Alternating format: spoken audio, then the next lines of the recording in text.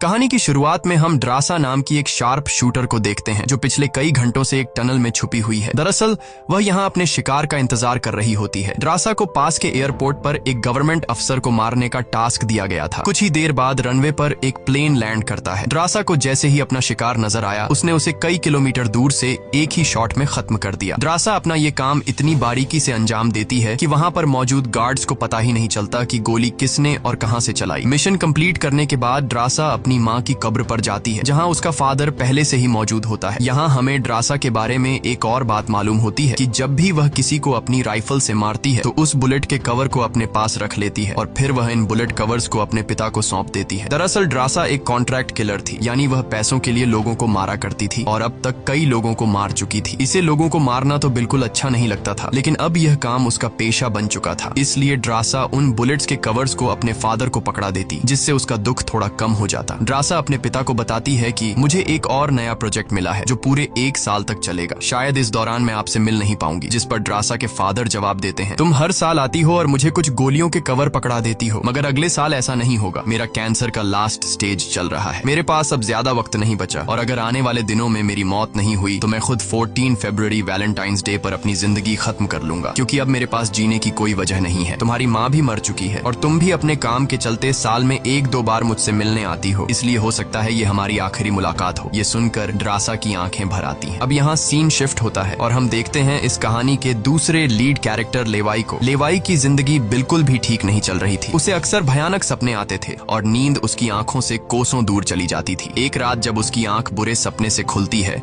तो लेवाई अपने घर से बाहर निकलकर समुद्र के किनारे पर आता है। यहाँ उसे थोड़ा बेहतर महसूस होता है और वह अपनी डायरी में कुछ लिखने लगता है। तभी लेवाई को अचानक उसके फोन पर एक मैसेज आता है। उस मैसेज में उसे एक एड्रेस दिया गया होता है जहाँ उसे जल्द से जल्द पहुंचने का कहा गया होता है। लेवाई बिना वक्त गंवाए एक मिलिट्री बेस पर पहुंचता है और वहां उसकी मुलाकात होती है एक लेडी ऑफिसर से जिसका नाम बार्तो है। बातचीत के दौरान हमें पता चलता है कि लेवाई कोई आम इंसान नहीं बल्कि एक आर्मी ऑफिसर था, लेकिन अब वह रिटायर हो चुका है और सिर्फ इतना ही नहीं, वह एक डेडली स्नाइपर भी रह चुका है। वह अब तक 200 से भी ज्यादा लोगों को स्नाइपिंग से मार चुका है। बार्तो लेवाई से कहती है, मैं तुम्हें एक मिशन पर भेजना चाहती हूँ क्योंकि तुम एक बहुत ही अच्छे स्नाइपर हो और ये सिर्फ तुम ही कर सकते हो। लेकिन मिशन पर भेजने से पहले बार्तो लेवाई से एक बहुत ही जरूरी सवाल पूछती है, अगर तुम इस मिशन पर गए तो क्या तुम्हें याद करने वाला पीछे कोई है? ये बात सुनकर लेवाई को कुछ अजीब लगने लगता है, लेकिन फिर वह जवाब देता है, नहीं, मेरा इस दुनिया में अब कोई भी अपना नहीं है। ये सुनकर वो लेडी लेवाई से कहती है, तुम तैयारी कर लो, कुछ घंटे बाद तुम्हें उस मिशन पर भेजा जाएगा और वहाँ तुम्हें 1 साल के लिए रहना है। इसके बाद लेवाई को बेहोश कर दिया जाता है और जब उसकी आंख खुलती है तो वह अपने आप को एक एरोप्लेन में पाता है। लेवाई कुछ समझ नहीं पाता कि आखिर उसे कहाँ